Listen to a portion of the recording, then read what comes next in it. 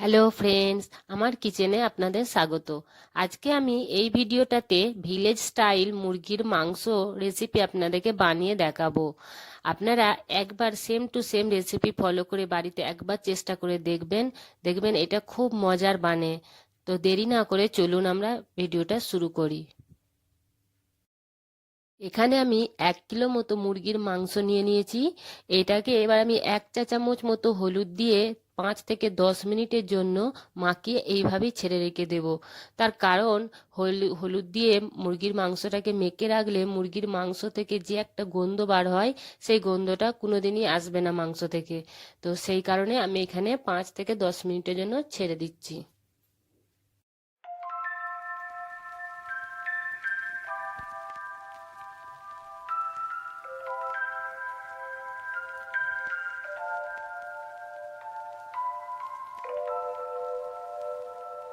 10 minute পরে এইভাবে পানি দিয়ে 2 থেকে 3 বার মতো মাংসগুলোকে পরিষ্কার করে ধুয়ে নিতে হবে। এখানে আমাদের মাংসগুলো ধুয়ে নেওয়া হয়েছে, ধুয়ে নিয়েছি মাংসগুলোকে। এবারে একটা আমি সাইডে এখন রেখে দেব।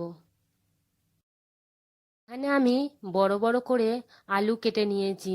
এতে আমি একটু নুন মিশিয়ে দেবো আর অল্প করে একটু হলুদ দিয়ে 5 মিনিটের জন্য আমি এটা ছেড়ে রেখে দেবো। 5 মিনিট পরে এ থেকে দেখবেন অনেকটা পানি বেরিয়ে আসবে। এই আলুটা যদি ভাজা হয়, এটার রংটা খুব সুন্দর আসে। আর যদি আপনি তেলেতে ডাইরেক্ট আলু দিয়ে দেন, তাহলে তার রংটা ভালোভাবে আসে না, ভাজাও ভালো হয় না, নিচেটা মশলার জন্য ধরে যায়। তো এইভাবে আলু ভেজে একবার দেখবেন, আলু ভাজার রংটা খুব সুন্দর আসবে। আমি একটা কড়াইয়ে অনেকটাই তেল নিয়েছি, এখানে সরষের তেল ব্যবহার করছি। আর অনেকটাই তেল নিতে হবে, কারণ আমাদের মাংসগুলোকে এই তেলে হালকা অল্প করে ভেজে নিতে হবে। আর এই মাংস থেকে যাতে না গন্ধ আসে অথবা মাংসর ভেতর পর্যন্ত মশলা পৌঁছায়, সেই কারণে তেল দেওয়ার পরই মাংসগুলো দিই। তারপরে আমি একটু লবণ দিয়ে দেবো, যার কারণে আমাদের মশলা মাংসের ভেতর পর্যন্ত পৌঁছাবে আর আমাদের মাংসের টেস্টটা খুব সুন্দর আসবে। এইভাবে লবণ ছড়িয়ে দিতে হবে।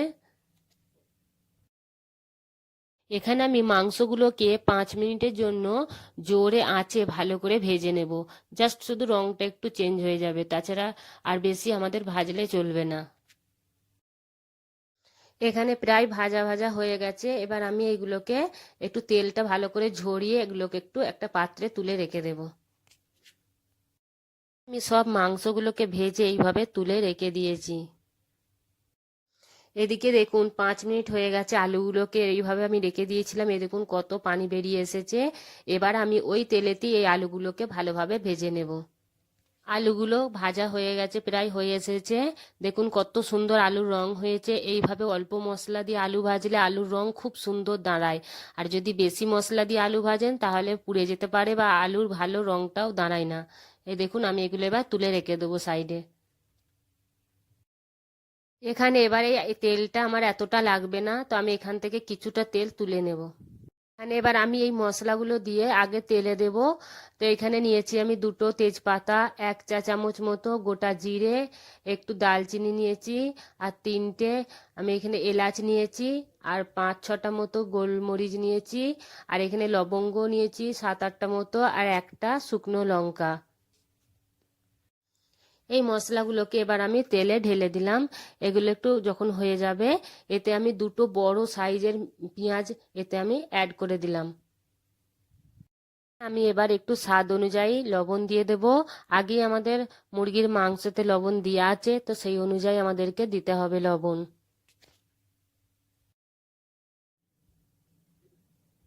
এখানে একটু হাই ফ্লেমে ভালোভাবে পেঁয়াজগুলোকে লাল লাল মতো করে ভেজে নিতে হবে, যেন পুড়ে না যায়, আবার সাদাও যেন থেকে না যায় পেঁয়াজগুলো। এই পেঁয়াজগুলোর কারণেই মুরগির মাংসের তরকারিটা একদম লাল লাল হয়ে থাকবে। আর এই পেঁয়াজগুলোর দিলে ভালোভাবে গ্রেভিটা একটুখানি গাঢ় পাড়া হবে, দেখতেও ভালো লাগবে আর খেতেও খুব স্বাদ লাগবে। এ দেখুন আমার এখানে পেঁয়াজগুলো লাল করে নিয়েছি। এবার এতে আমি 2 চামচ মতো আদা রসুন এতে ঢেলে দিলাম। কিছু মশলা যেমন আছে 1 চা চামচ মতো কাশ্মীরি লঙ্কা গুঁড়ো, 1/2 চা চামচ মতো হলুদ পাউডার আর 1 চা চামচ মতো জিরে আর ধনে একসাথে মিক্স আছে 1 চা চামচ মতো দিয়ে দেব। এগুলো দিবার সাথে সাথে আমাকে এবার টমেটো তাড়াতাড়ি দিতে হবে, না হলে পুড়ে যেতে পারে মশলাগুলো। তো এখানে আমি টমেটো ব্যবহার করব না, এখানে টমেটো কিউব ব্যবহার করছি।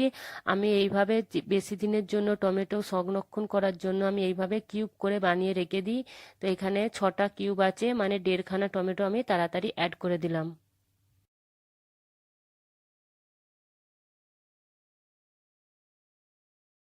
দেখুন মশলা প্রায় হয়ে গেছে আমাদের রেডি।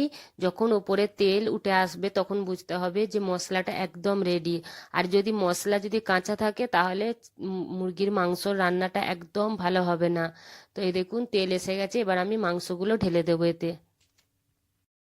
মাংসগুলোকে ঢেলে দিয়ে ভালোভাবে 5 মিনিট নাড়াচাড়া করতে হবে হাই ফ্লেমে। তারপরে লো ফ্লেমে এবার মাংসগুলোকে সিদ্ধ করে নিতে হবে। যতক্ষণ না সিদ্ধ হচ্ছে ততক্ষণ পর্যন্ত লো ফ্লেমে দিয়ে আমাদেরকে মাংসগুলো সেদ্ধ করে নিতে হবে। মাংসগুলো সেদ্ধ হয়ে গেছে, এবার ভেজে রাখা আলুগুলো দিয়ে আরো 5 মিনিট মতো আমাদেরকে জাল দিতে হবে। 5 মিনিট পরে আমি চুলো বন্ধ করে দিয়েছি। দেখুন তরকারির রংটা কত সুন্দর হয়েছে। এইভাবে একবার সেম রেসিপি ফলো করে বাড়িতে বানিয়ে দেখবেন, খুব মজার হয়। তবে যদি ভিডিওটা আপনাদের ভালো লেগে থাকে তবে লাইক, কমেন্ট, শেয়ার আর সাবস্ক্রাইব করতে মোটেও ভুলবেন না। ভিডিওটা দেখার জন্য অনেক অনেক ধন্যবাদ।